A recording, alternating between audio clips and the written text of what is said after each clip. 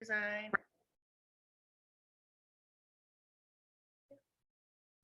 I'm Candace Evans. Again, I've been here for about 7 years as well. I've been doing interior design for about 20 years now. So interior, exterior, builders, homeowners, kind of everything. So it's been great. So I've just opened a little showroom or studio right off of 62. Where the old powerhouse fitness, physical fitness used to be. So just to kind of have my meetings and my appointments at and have some tile and hardwood and finishes and all of that for my people. So far so good. It's been great. Yeah, glad to be here. I'm Cheryl Robertson. I'm on Village Council. I'm on the Economic Development Committee, Finance Committee, this committee. Oh my goodness. Yeah, right. One of each. Yeah. The longer you're here. Yeah, and I've lived here for 40 years now, so shows my age, but that's the way it is. And I've got grandkids in Johnstown, Monroe. My husband graduated from there. My stepson graduated, and my grandkids are. And I'm just interested. I have no degree. I have business degrees. I have business degrees, but nothing in design. But I just care about Johnstown. And over the years, we have people come in and they have a tendency to want to give us the lower end. They always think, Johnstown doesn't deserve a nicer building. And it's a constant fight. And so I wanted to be on here to continue the fight. So that's why I'm here. Yeah. And then we have two more members, Josh Harrison, who was unfortunately unable to make it tonight because of a family emergency. But he's a firefighter at the Johnstown Monroe Fire Department. And hopefully he'll be able to join us next year during your first meeting. And then Nathaniel Ashbrook, he should be here in about 10 minutes. He just got held up at work. And then I am Bailey Quinchak. I'm the city planner here. And I'll probably be your staff liaison as you guys get started and move forward. So if you have any questions, feel free to email me anytime. Also, I am recording this and I'll send you guys the PowerPoint. So if you want to review anything over the next month or so, we can do that. And at the end of the meeting, I will just give you guys a quick look at the meeting schedule I was thinking about for next year. And then we'll send that out as well before the end of the year. Okay, so we can get started now, and I'll introduce Kim Littleton. He is a consultant at OHM Advisors, and he helped us put together the design review districts and standards. We've been working on it for a while, so we finally got the board off the ground, and we're really excited to work with you guys and get this moving in Johnstown. So Kim, take it away. Thank you. Appreciate the opportunity to be here this evening and round out my work with you. Have a chance to go over the major characteristics of the this document is the document zoning code. I think one thing that is like sometimes the new boards lose track of is that it's really the process. Process you go through of reviewing planning commission does cases. Similar, but in some ways it's different. And I'll get through this tonight with you to give you some of that background. But I also want you to understand that this design review board thing is not a new thing, but its purpose is really different than it was historically. In Ohio, it's rather unusual for state that has very strong ownership, property rights laws that are very grounded in the rights that you have, the rights that you have, to have also some very, very strong aesthetic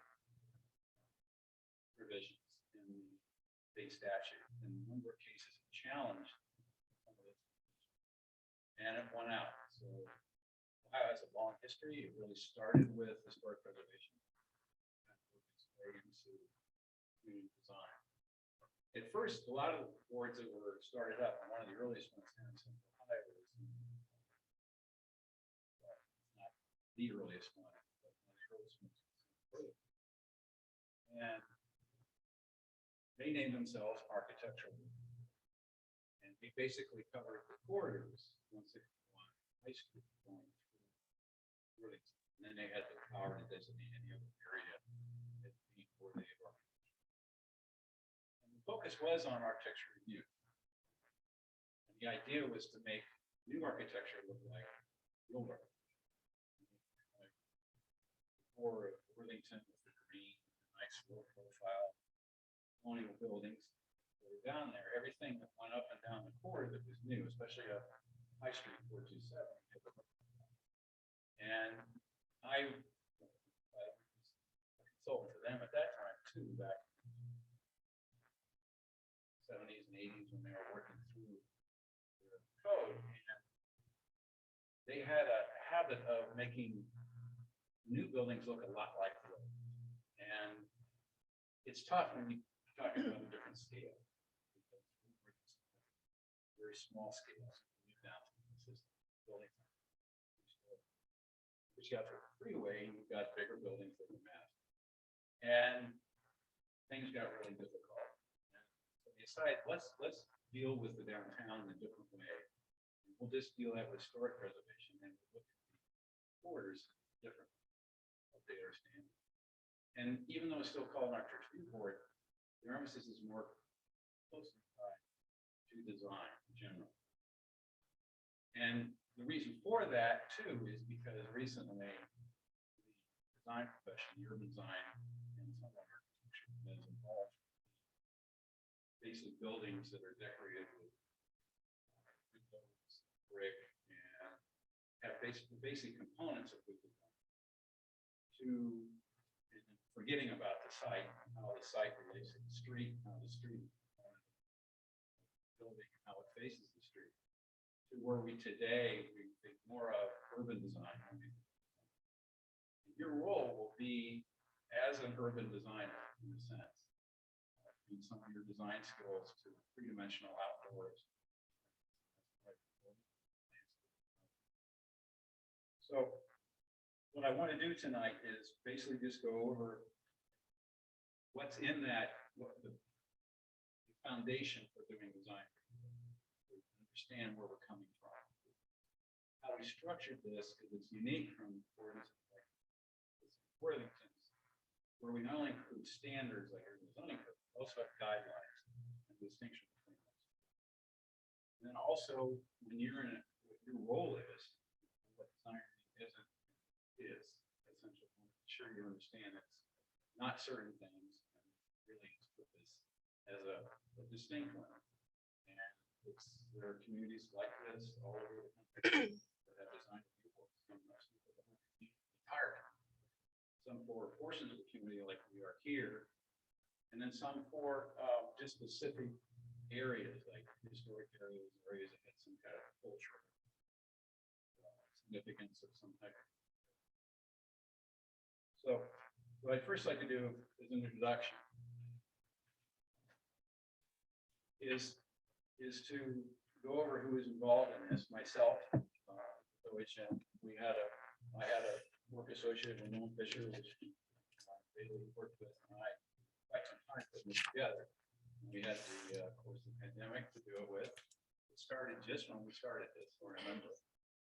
And we worked through that and got to the code draft, and then started working with the planning commission. And I gotta hand it to them. They stuck with this. I mean, there were times, and I think they probably got really blindsided by the fact they were reviewing this and the zoning code. So zoning language and design language, it just all probably got confused in the one. And just one quick story I thought was funny, but you guys will see when you're in. We wanted to have this meeting to keep it rolling, and I was going to be out of town. I was like, I'll have a meeting, but I want to be on the road. I was driving, and at the time came, my wife and I switched seats. I got in the passenger seat, and I pulled up my laptop. 2 hours, I think the meeting was. Going through the hills, like South Carolina, where I was headed. We went through the meeting, and my battery just held out. Guys, it's dying on me. I can't go further. You guys are out at the meeting. So, but that's how diligent the planning commission is. They wanted to be sure it was right lockstep with the zoning code, and that you had some regulations to deal with a lot of issues, sticky ones I know, in Johnstown, because I worked on the plan prior to this. As far as development pressure. So, the comprehensive plan is really what's not only typically a basis for the zoning code, but it can also be the basis for any other regulations that the city puts together. I know I don't see it.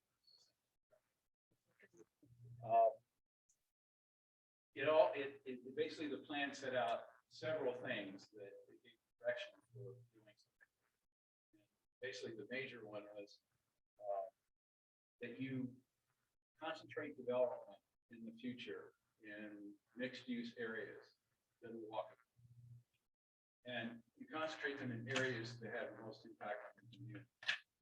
And you don't do it by, this is different from past codes and regulations. You do it by a specific area. Like a corridor has an image that you all experience when you drive down.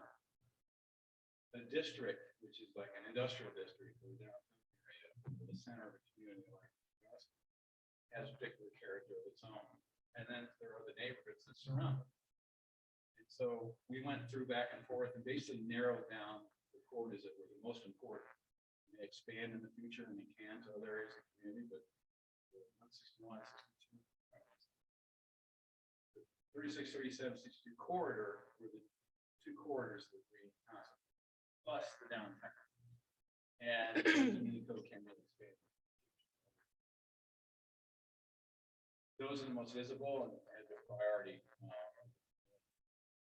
And then they're also, it's also to promote the community's identity. And there's definitely an economic development purpose for this. It's a strong one. It's in Worthington, it was positive for them. And other communities that have instituted design review, that's positive implications. The main reason is because when you invoke design review, it's sometimes difficult for property owners to go through it. They know their next door neighbor is going to be subject to the same thing. So it's a guarantee that when I build something of quality, my neighbor's not going to build something not of quality. If I have to go through this, he does too. So the willingness is there to go through it. And also the sum effect of it is, since we're concentrating on these areas, that the community has a very distinct and strong energy. The trend today is in communities across the country from economic development is creating a place that people want not only move to, but live in as long as they possibly can. And today, where the way work is going, they could be Johnstown working and then also work for a company that's in New York or in Texas or somewhere else. You want people here to want to live here, to grow up here, and have the housing and everything else needed for them to be able to do that. So those qualities are important to have, and design helps that along with the plan. So what is design review? And this kind of gives you a definition of it. There are various interpretations of what it is, but I thought this one was probably the best, that you're really evaluating a developer proposal or building design by people who have had design experience or had some experience in reviewing projects at the city level. Applying applying standards or guidelines that have been adopted, endorsed, and approved by council. And you're also considering the comments of the public. And that is something that boards struggle with quite often. The idea is the squeaky wheel gets the grease, and if you don't see a design review advocate other than the board out there coming to your meeting and saying, I really like that. Usually it's not someone like that, it's someone who doesn't like it, and they're usually opposed in the zoning case a lot of times on the appearance of the project and not necessarily the merits of the case. Things like, well, do we have enough parking, traffic implications, those things. So I think it's really important that you balance for that public interest with the merits of the case and the facts of it. And they're just part of it. thing that you decide on. I've been in many zoning cases and design review, for instance, where the board decided that, it's really the plan, the code, the regulations, and everything else that we'll stick with here.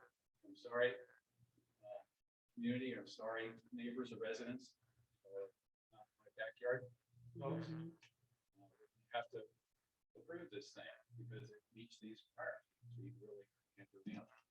But there is an opportunity for those people to amend the regulation and have something in there that they want to have. It's quite often done. Updated and revised and living documents. Consider that. If you go through this, like any zoning code or any regulations of this sort, just type of zoning, they are living regulations. So what it's not. You really don't want it to be a tool or become a tool that activists in the community stop development. It sometimes can be. There'll be an issue that'll come up that will have a number of people in the meeting. I can remember several times finding out at the last minute that the parking lot was full at City Hall as I was pulling up to go to the council meeting and not realizing there was a room full of people. So I got there. And it can be unsettling, but at the same time, I think that the board understands that their review is fairly narrow. Zoning applications will have been worked out, thought through, and everything else, but your review is going to be narrow. But it doesn't mean it doesn't have applications. It's just more. Also, it's not a means by where an appointed group can redesign a private development project. And that's one thing that you'll find yourself wanting to do is redesign this thing. Mhm. And or hope that they go away or something like that. They're not going to go away. Sometimes they do. It just depends on how hard they are. A lot of developers will have multiple properties tied up. The one they're going to decide on finally. They can't go somewhere else, even though act like this is the end of the world. Something. But don't be afraid to make a request. A lot of things we have in this code are very, very typical of what we have as far as what's required. It's also not a tool to apply a fiat by official or board. It requires some two-way communication or collaboration, and that's another important thing. Although it's not built into this process, I think part of your zoning process, you have pre-application into that. Yeah. Some sort of, I remember that. You can join it.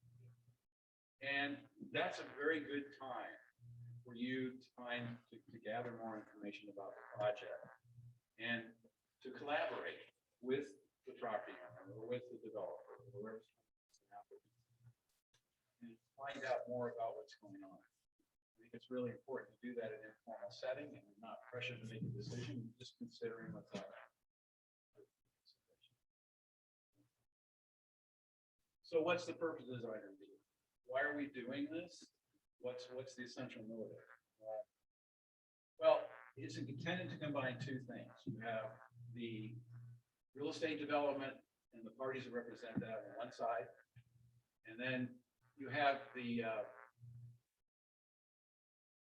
community that you represent and the board on the other side, and you're trying to negotiate this project through the process. And it's important in that process that you have an understanding of what the schedule is going to be as it goes through. One thing property owner doesn't like is having held up in the process. And at Bailey, it's very good at getting things marshaled through the community, but sometimes things slow down for whatever reason. But it's important that doesn't, your considerations don't hold up the works, and if there is a schedule adhered to. Otherwise, communities have, and what if one got a reputation double with another one later on, of just stretching out the review process so much that people come to the community and consider somewhere else because you want to do fun. I hope you don't develop that reputation. I think it's very important to keep that in mind. You don't want to be too expeditious, but at the same time, you want it to sit around forever and collect them. So why do we want to do it? Well, as I mentioned before, economic development goals, they're protecting, environmental assets you have, the path that you have going through the community, that's a tremendous environmental asset. Also a great economic development tool for the community. And the more that can preserve, and you have a place for people to go to after they walk from New York or rode their bike, to stop, and to appreciate and to stay for a little while. And when we start using these guidelines, they're going to have a reason to stay. We're going to work on how people can stroll through the downtown and go from one end to the other, feel safe, and, have something interesting to look at as they go. Same is true on 62 and in other parts.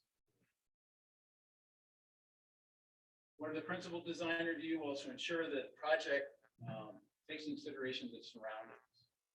And that's one thing that sometimes in the design, in fact, in architecture, we still see even today. Even architects sometimes think very myopically and only look at their site or their building and not think of the context of it. And that's very important in a community, especially of this size. We're in downtown Columbus. The context is important, but it's easy to get things lost, and then you can lose a building real easy and not even see it. Here, a new building would stand out. Really good size. The context needs to be considered. But also, you want to consider the fact that there's two things going on here, two different geographies. All parcels have some frontage on a public road. That's by law. And it's probably gone through that several times, making sure that there is access to public road. By that virtue, that access provides not only access to the vehicular access, but also pedestrian access. And what's really become apparent to a lot of urban designers in the past 20 years or so is there's been a breakdown between that, what we call the private realm, which is the private development, public development on either side of the street, up to the right of way. And then what's in the right of way is now being reclaimed. During the pandemic, it was even ramped up even more when communities went in, shut down blocks and whole streets, and started setting up impromptu spaces in there for people to safely enjoy the outdoors, because that was the safest place to be. It wasn't safe until you took the cars off of it, but it was safe when it was blocked off.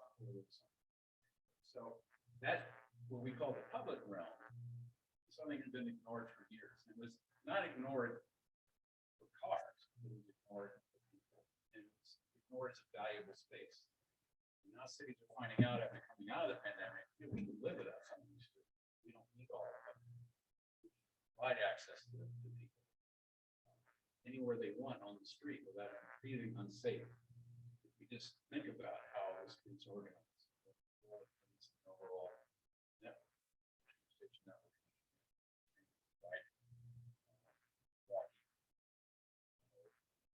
scooters and everything else is included.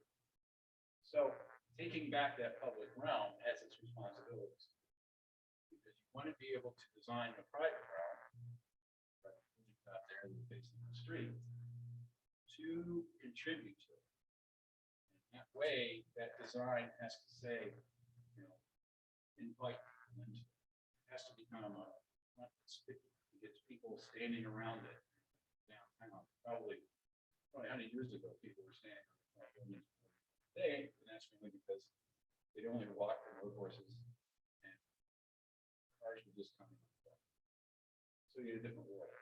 We're almost going back to that world. So keep that in mind as we go through. That's a very important factor to consider this part. And we also wanted to channel the public policies and everything onto these corridors, these district direction, the core. The reason we chose an overlay situation on the map is because we have multiple zoning districts along 62, 37. We have multiple ones to deal with potentially. But to be consistent, how we apply these regulations, we felt it was important to overlay over these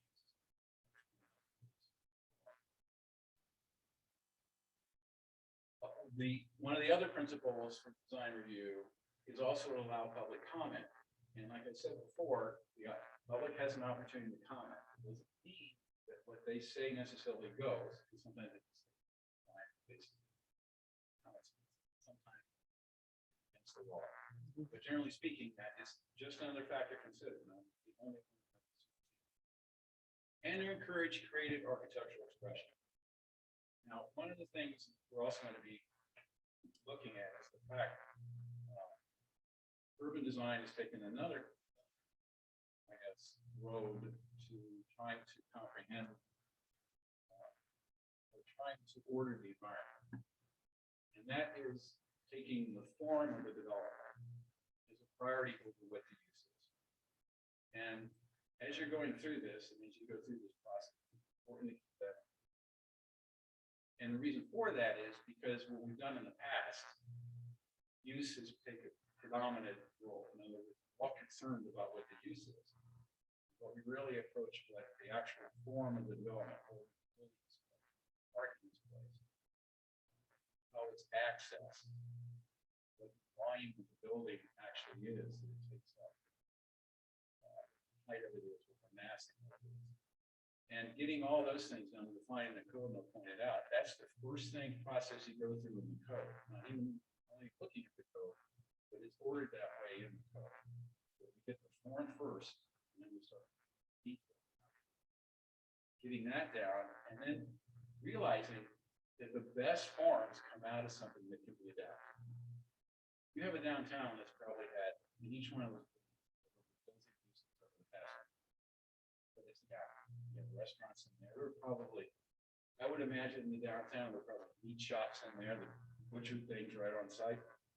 Animals, there was chickens running around. I mean, it was a very, very complex, multi-use environment that eventually over time changed uses.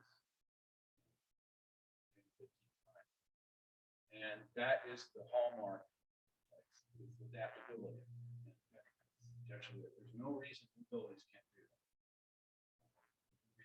Put in throwaway buildings.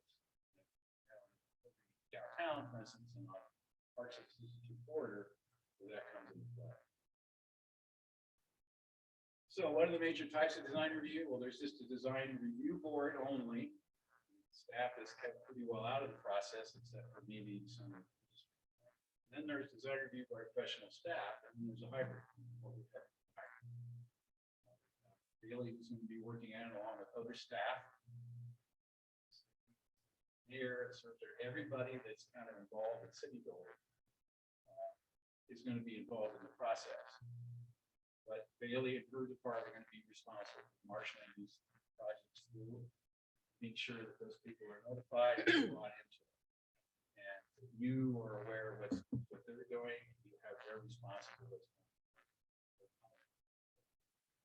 So that's important. And I think we did this primarily because you're going to find there's some things you'll get stuck on. And you need some extra help in understanding it. And you need more information in Bailey and for staff.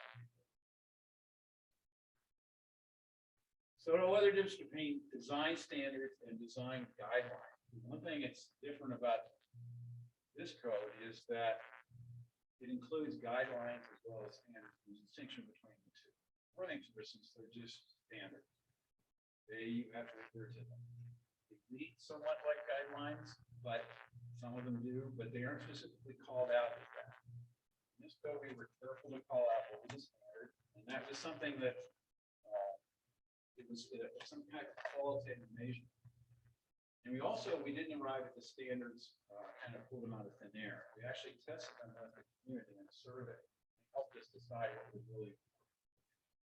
So that's how those standards will evolve. They're really the priority things that the community is not really willing to give a lot of. If you want to give a lot of, there's a process for that. You can appeal those decisions. There needs to be some discretion, and of course, not willing to give it, so the applicant has that way to go. There's also the design guidelines, and they're meant to be flexible, qualitative, and they're really looking at the attributes of the case. Right? And this is where it's your opportunity to negotiate. If you you run into a situation where the standards are all met, but you want to put more, want something added to it. Those guidelines are there to give you some direction. They're there to say, basically, yeah, this is great, we got this standard, but really it'd be nice to have something more than that. If applicant's willing to give a little, and there's suggestions for you to look at and discuss with the applicant. They don't have to be followed. There is guidelines. And I think they're important suggestions about how to. So they'll be, because they're called out, I'll show you that. Those are different suggestions. So how do you know, well, whether you're subject to design or, well, there's a bunch of ways that you can do it, a bunch of codes to do it. And I'm not going to go over all of it, but citywide, specific zoning district, a land use type, maintain a certain height. Give you an example. In Washington, D.C., anything that goes to the capital district, the District of Columbia, has to be reviewed. But there's one standard they adhere to and they won't budge on, and that's the height of the building. They want everything to be below the height because of Washington Monument is the capital building. One of those two, everything has to be below that. And that's something that's a side of my question. We'll look at other things, but that's the main one. Industrial use and special permits that are in the zoning code, but here we're looking at the overlay district. And I think it was basically it was something that got involved in it. Just want to say that we're looking at the overlay districts as well as zoning districts, GCC1, GCC2, and any manufacturing and industrial buildings. So even if our manufacturing and industrial buildings are not generally included in the overlay districts, but due to zoning requirements, they will still come for a COI. So what is an overlay district? It basically has standards in addition to the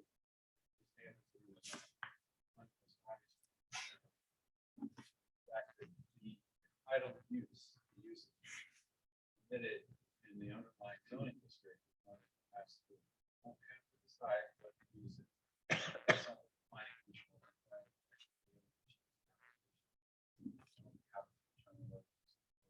there's sometimes some gray area in that. But by and large, that decision will be made. You won't have to make a decision. Really, basically, are. So, how's the document organized?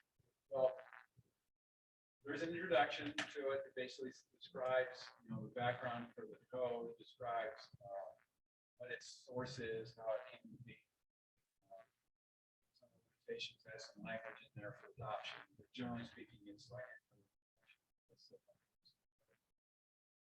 Then there's the design standards and guidelines specifically. And those go through the districts. Summary there in the overlay districts. There's also a table there you can refer to.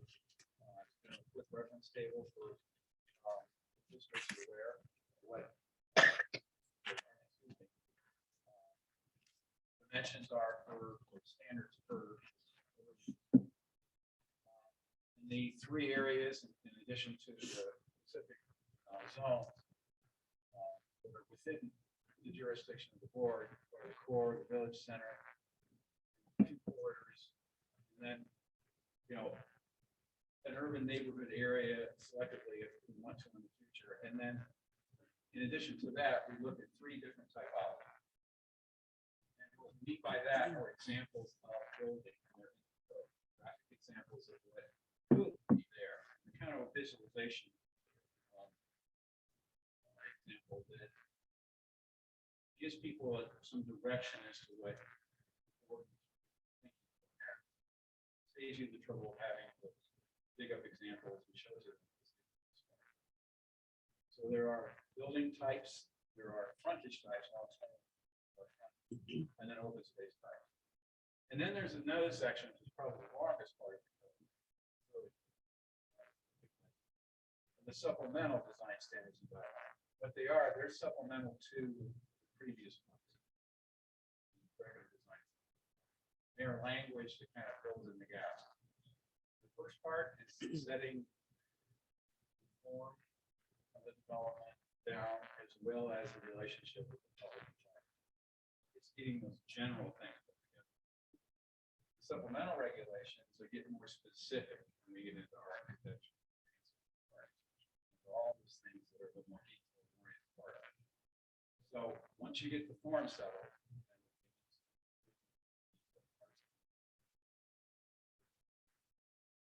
so just going through what a typical applicant would do, and what you would probably do as you're looking at the code and consider an application. Locate the property on the overlay district map, and then determine if the proposed use is permitted in the underlying district, and which underlying development standards are applicable. So the applicant will be doing that and trying to decide whether or not his use is permitted. If not, he's got to figure out how to get that approved. Generally speaking, he's also trying to decide what development standards are applicable to him and his project. Not all development standards in there are applicable to all projects that are in along these corridors. Some apply to commercial development, so because it's a messy world out there. As you go through this, you have to make some compromises as to what the outcome will be. Also, it's important to become familiar with the summary of the general standards, and that really is there to say, hey, we found your district, can you really do this? Is this something you want to go further on? If they do, they can go to the next step. And that's looking at in more detail at the specific standards where you are given the first part is looking at the private realm standards, and then the next part is the standards for the so you locate those development standards that are approved to the district. And then you look at the expanded tables that we have in parameters, building placement, parking placement, height, mass, and so on and so forth. Those things are important to get that form call. And then you review the public realm standards. I'll give you an example of that. And then, as I said before, you determine the form of development where the private realm defines the public realm. It sets the edge for it. You've seen places that like supermarkets are classic examples, strip center, parking zone. Changing or building parking different. Development is slowly but surely adapting to that. You have to have a full parking lot. Sometimes it's not full, it's Christmas, Thanksgiving, Black Friday. So it's important those are set up, and that interface between that private realm and that public is carefully tended to show comments. So here we have these are the steps you go through to put your building on the site. It's kind of a 1, 2, 3, 4 thing. You have your lot. Here's your parameters as far as setbacks are concerned. This is where you're going to place your building. That's the second. Then you're going to decide where you're going to place your parking. And then after that, you're going to decide what the height, mass, buildings, the standards of each of those. Then you get into that was the private realm. Now we're into the public realm. Trying to decide from, imagine if you extended the street out further to the other side, that's basically the right of showing about half of it, or maybe a third of the normal right. But that's where we really rubber meets the road. And in those areas, you'll see, if you've ever gone places like North, was designed there and put there, new projects, a lot of old renovations, restorations, they're all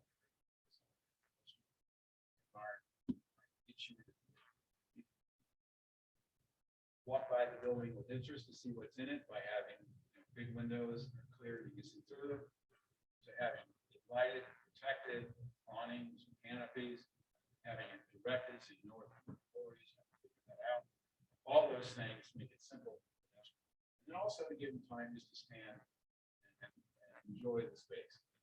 And we've seen, with the COVID, there's been an explosion in outdoor seating.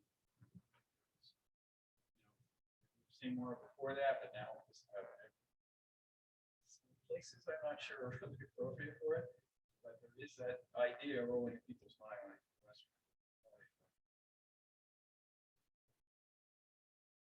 So as far as the building typology is concerned, when you think about the mass and the height of the buildings, you're also thinking about, at the same time, the type of building that you go into that area to see if how the proposal matches what is in this document. It doesn't mean that it has to be this way. It's just giving you some general guidance. In fact, it's really just descriptions of what that is, and illustrations of what that is. You can pull from these and say, hey, why don't you face it on the street like this? You're going to build an apartment building, a duplex. Can't you make it look more like a house, like some of these illustrations are rather than looking like a thing? Those are some of the things that will help guide you in that direction. As far as frontage is concerned, really looking at, yeah, there you go. There are pairs in the slide here. The frontage is actually just that part of the building that faces the main street. Now, sometimes you'll have a building on the corner, two intersecting streets. There's always an address, the street that the building has the main access to, but also an address of the building. That is the frontage. That's the most important one. In architecture, is usually the one that is treated the most. And there are different types of frontages, depending on whether you're a residential building or your commercial building. And they indicate how far into the public realm you want to extend structure. Everything from a little porch or a little stoop to a main porch to outdoor seating, and or they can just keep going on and on. You have to set back the building a little further, but generally speaking, there's a lot of activity to go on before you get to the public realm. Some are within the public realm. A lot of outdoor seating is permitted, by the cities to.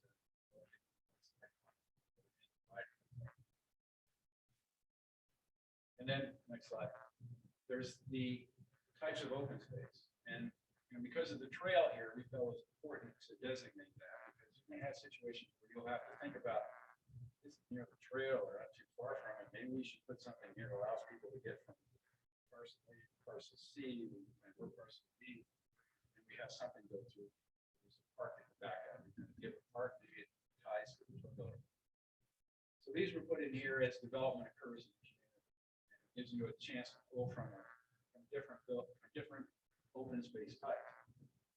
Now, I could probably go ahead and just know the difference between the green or plastic or any of those park types, but they are distinctive in how they're presented, how they're developed. And these diagrams show you the differences between them. Better you adhere to that, the closer you'll be to having something that will be more characteristic, more attractive, like this. So then there's a supplemental design standards, and those standards are there, and there's probably the light reading we should go through. The first part's really fun, got a lot of pictures to get to this. But it is set up so that you have these major categories kind of set up in the hierarchy. The categories have to do things with, like for instance, in this case, on the page I'm showing you here, that there's vehicular circulation and access. But below that, there are standards, which are basically specific standards or guidelines. And I gave an example there where you say all vehicular access points in the public right of way, including driveways, alleys, and the street network plans must be included as specific standards. There's the category, and then there's categories, architecture, view, landscape, site. We're all in. We originally had sign standards here, and we got through with the planning commission thought, well, we're doing a sign ordinance with along with our zoning code. We're going to pull some of those illustrations to that. We'll regulate that, and we'll just do some, general regulating here. We won't have to worry as much about signs, but they are important. And, if they adhere to the sign code, they're pretty much, when I can tell from the sign code, they're okay. The billboard and the back.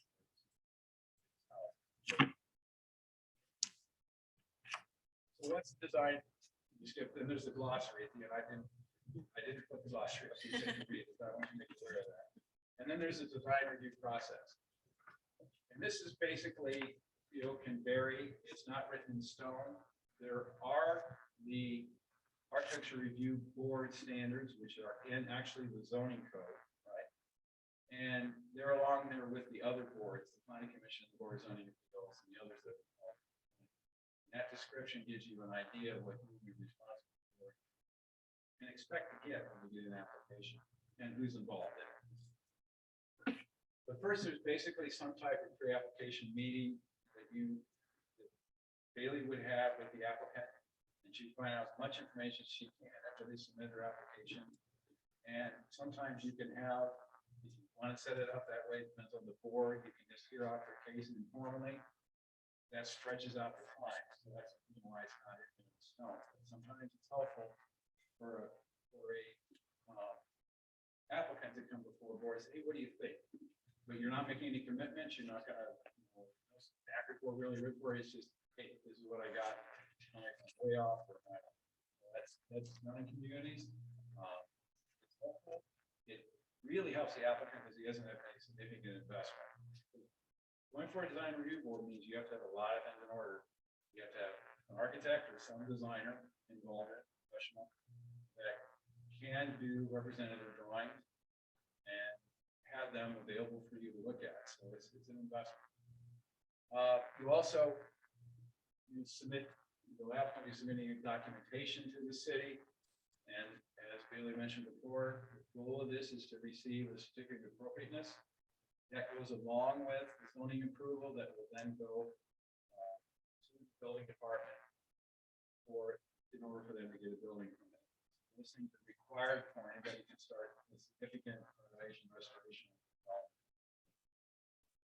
Then there's also the staff review of the application, and what Bailey and her staff will be doing is looking at completeness, coordination with the other departments, like the engineering department. There'll be public notice. There'll also be determining your schedule and what meetings or when you're going to be holding meetings, how often. And then with the design review board, you'll be having a public meeting, of course, with this. And at that public meeting, you'll be reviewing the application and asking questions. You'll also be recording the decision, and that's really important.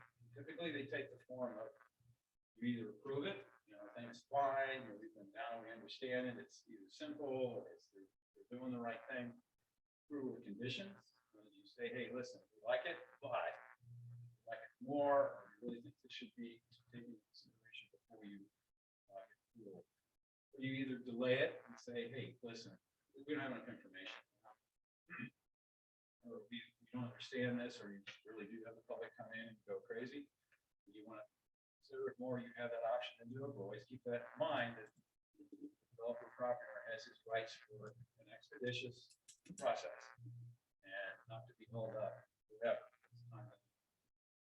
And then there is an option to appeal, and that goes to the board of zoning appeals. So any decision that you make that the applicant feels doesn't meet within their best interest, or they have that option. So that's always there, has to be there. Any board, review board is doing zoning has that. Our design review board appeals will go to the planning commission. Oh, that's right. We don't have a board of zoning appeals here. That's right. That's right. And those, the zoning code has those. Itself, get a chance to come familiar with the code.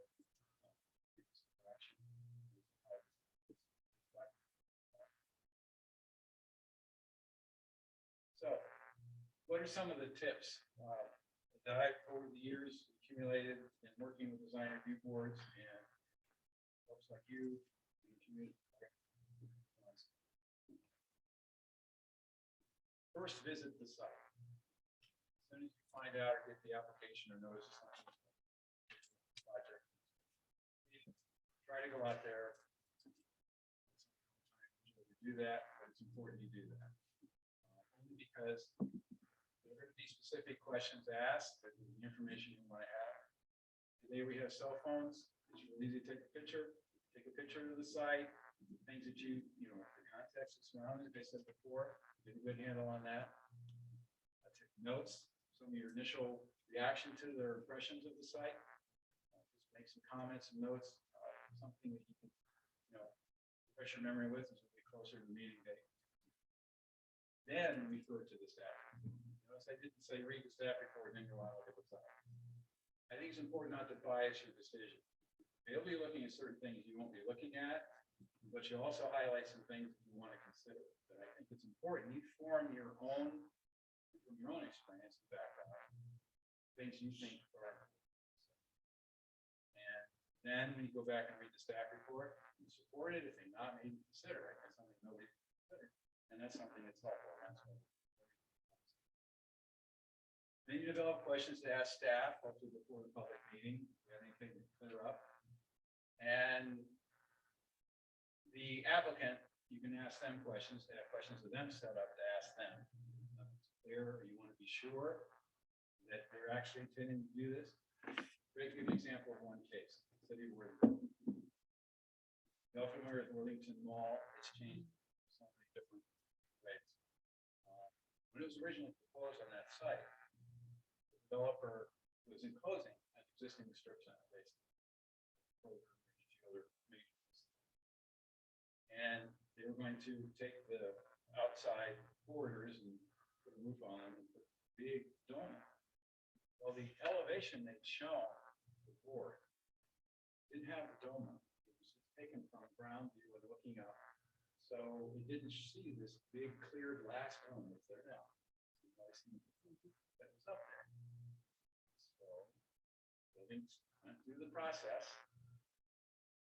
They'd approved this building. It basically had this kind of tower, but not the dome. And it started being built. And they got up to the point where they got the cranes up and they're starting to put the dome up. And that's when they brought them back into the board, through the process again, and kind of like, we're gonna have to take the dome off. Got down to that point. And they eventually let them have the dome, but put limitations on it. What their idea was is to create basically a sign. That thing was going to glow at night. So you're going down 270, you would see it. And it wouldn't be a big billboard that said Williamson Mall. It would just be this, hey, there's the glowing dome. And that was the intent of it. So this, you're going to searchlights and everything else. And we understand the structure. We understand, domes are in colonial design. Actually, it's in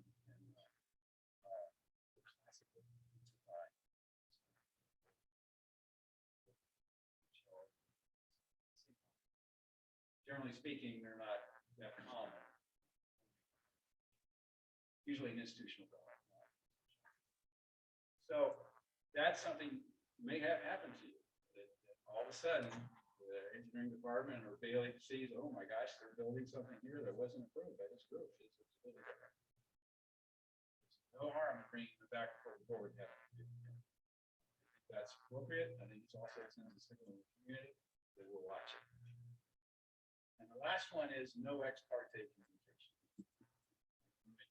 Clear about that. I know, Bailey, you've had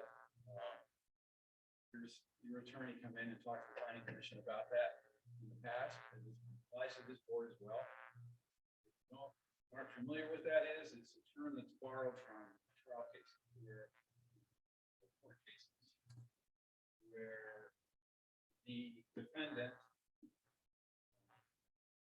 and prosecution aren't allowed to communicate with the judge, particularly the jury, but the judges in that case, in case of no. And you're not allowed to try and persuade the judge or even the judge's mind. How that transfers to this board is you're the judge and there's the public out there and there's the applicant. They really have to limit any discussions to with just kind of logistics and coordination. The case itself shouldn't be done. It's important you do that because there are a lot of people out there that want to influence you. And really that should be off the table as much as possible. It's important to keep that in mind. So they don't want to give any preferential treatment, I know. But there'll be times when you'll see somebody at the ice cream store that's going for this, going for that, and they want to bend your ear on it. You just have to say, I'm sorry. You have an issue with what's going on, talk to Bailey, she'll work it out with you, but I cannot. condemn. The other part of it too is in a group like this, you don't want to make a deal and have the rest of your members go, what'd you do?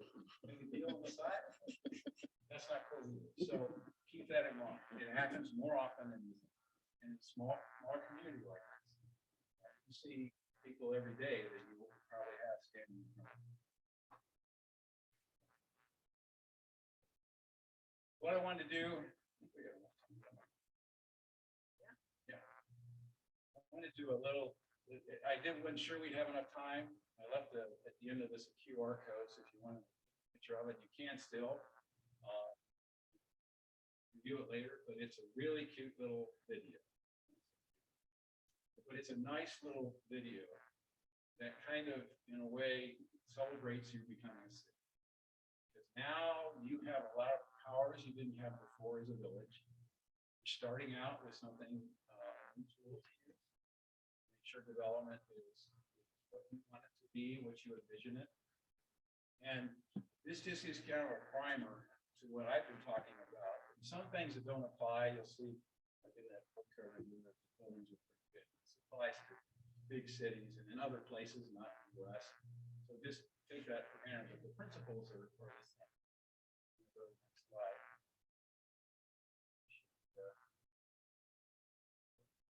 Yeah. Well, we go back to the slide. It should still.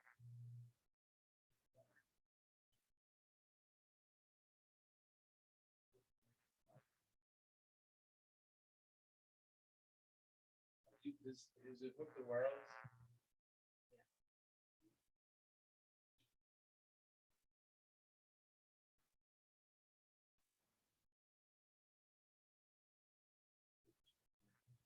No. Okay.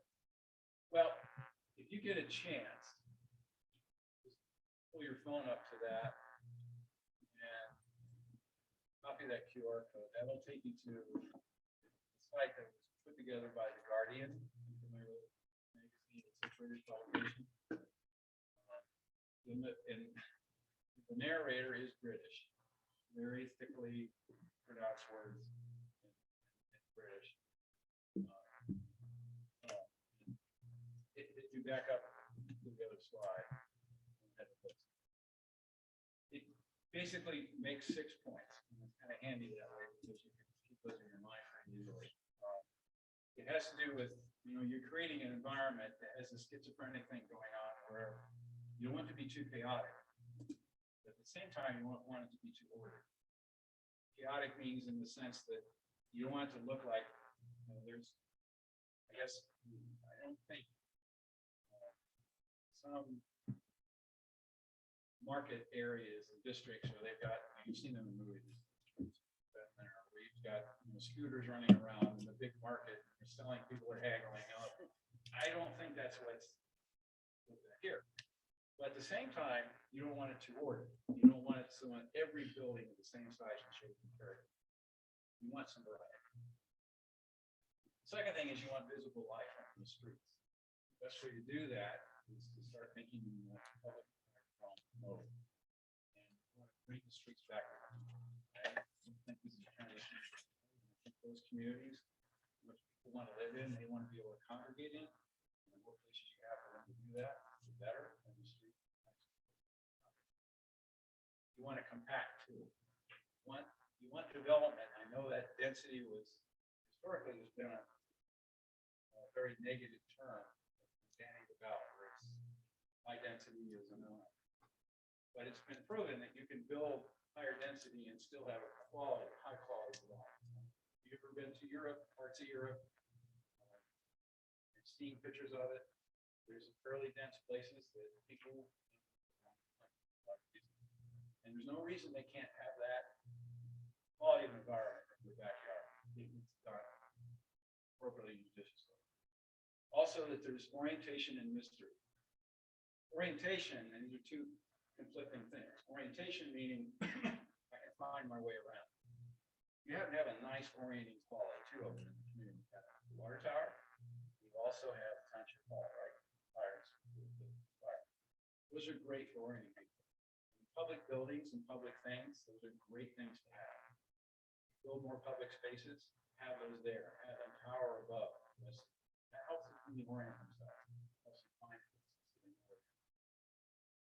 Then there's the opposite one, which is mystery.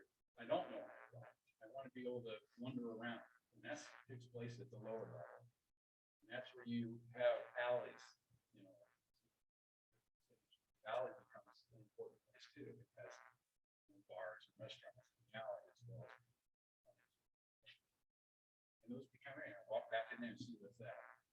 There's a whole European technique called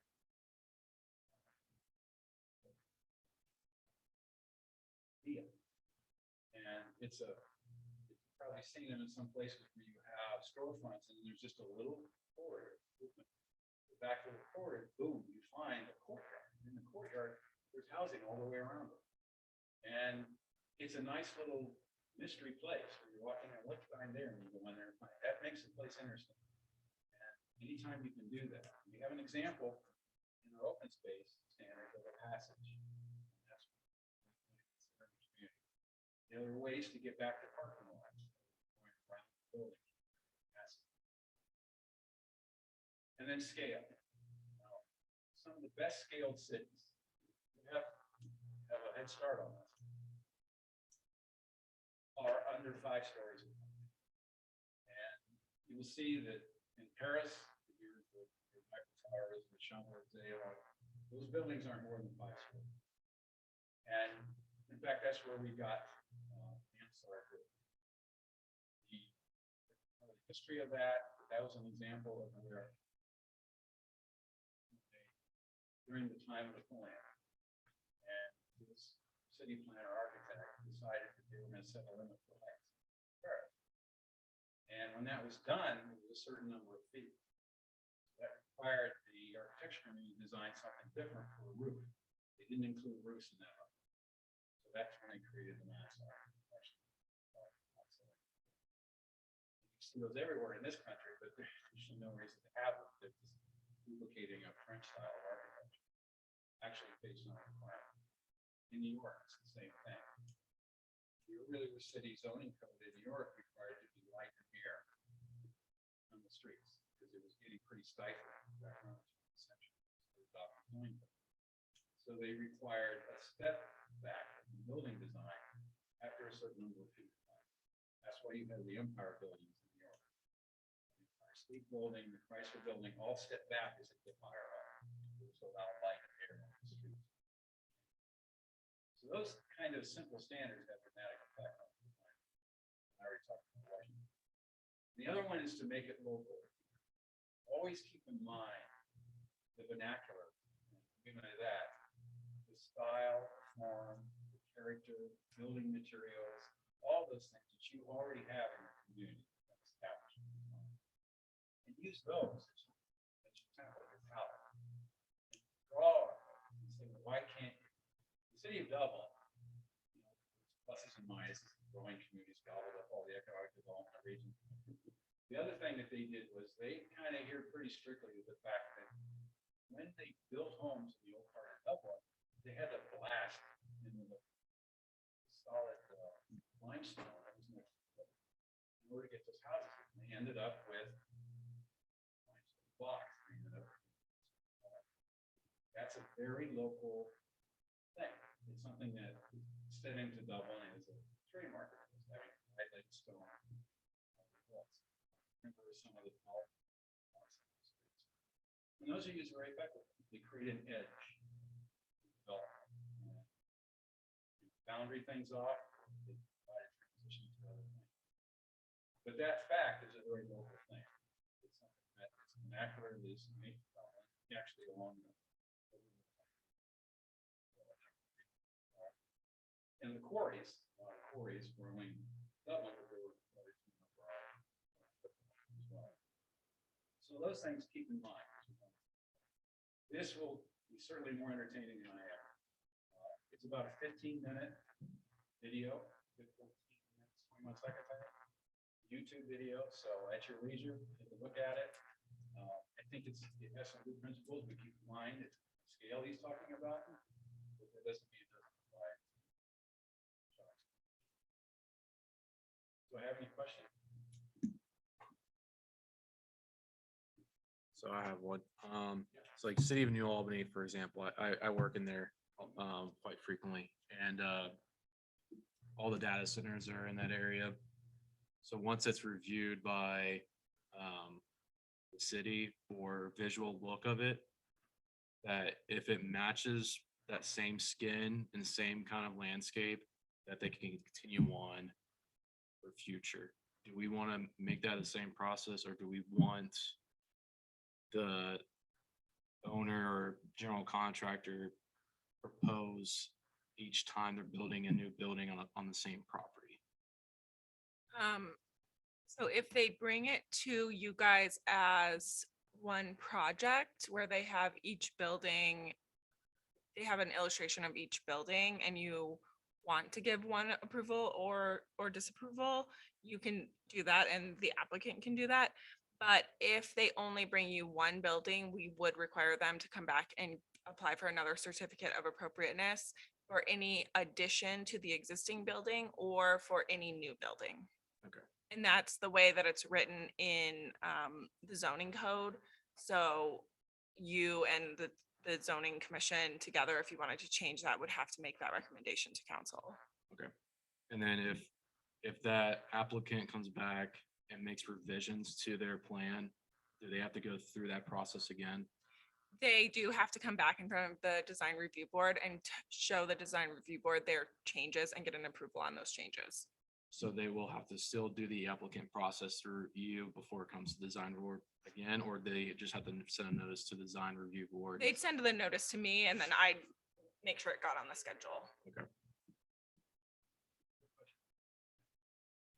Does HQA operates with- in this case, we tried to work within the existing parameters that you've set up.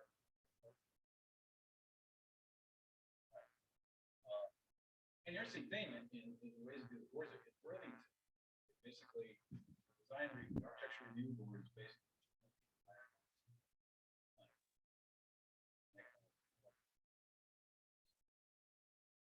So, and it's like, I think one has to be an architect. Right? Whatever it is, design professional. So, they decided to do that because they wanted to make it more efficient. Applicant, they could practically like to do the plan. If you get the zoning and design reviews on all sides. It was a little frustrating because trying to issues would get mixed up. Planning commission was still thinking.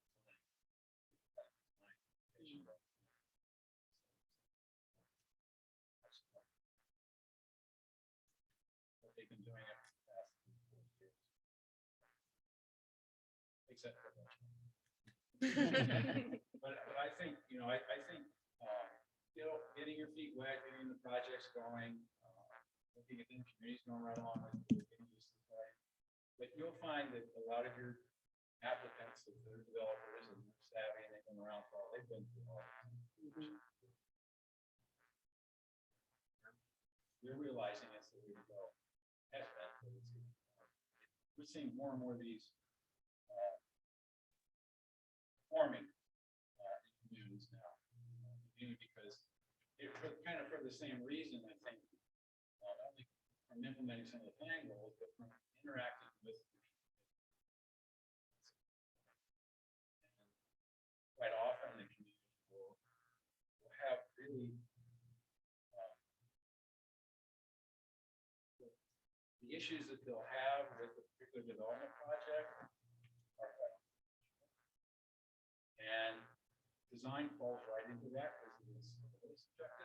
And what we tried to do with this code is make it as objective as possible. We're not put in a situation like planning in the past, but having to make a decision just because of really shouldn't be doing that, or that you think that a better way it could be done entirely and try to redesign the project. Work with what you have in the best way that you possibly can. Realize it's sometimes going to look like a compromise. There's only so much you can do.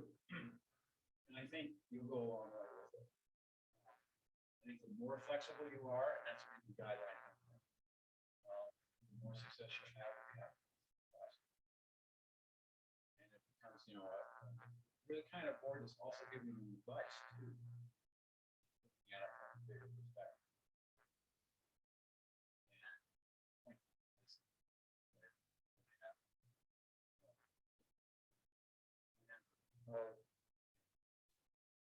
So it's not like we're not giving you information to look at or information that you provide. And there's a critical role that Bailey plays, and that's to be sure the application is complete. That everything is in the checklist of things. And that's critical too, as we do the job. At the same time, you may need more information. For the applicant, obviously. Any other questions?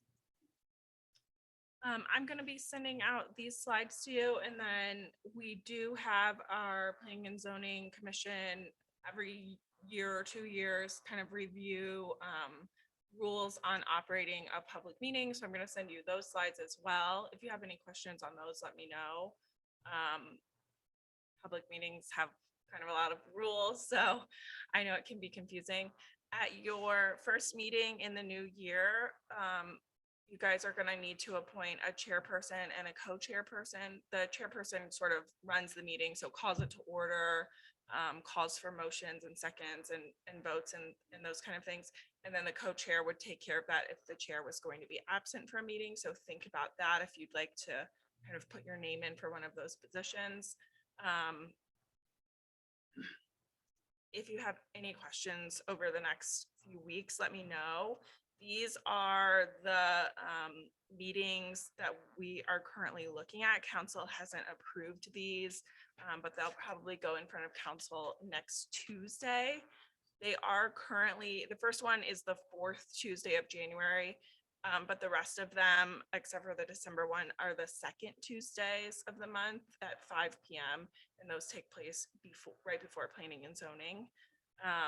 If you find that once a month isn't working and you need to have them maybe twice a month, we can do that. We can, see how it goes in the first few months. And then of course, if you don't end up needing to call a meeting, we don't necessarily need to have one for that month either. So this is sort of what we're looking at. I'll include this in the email as well, and I'll send that out tomorrow. Okay. Right. If you guys don't have anything else, then we are done. Thank you very much. Thanks so much, everyone, for coming. Thank you. Billy, do you have? Thank you. hard We may copies need it. of The plan. I don't right now, but I can print it out really quick. Do you need one too?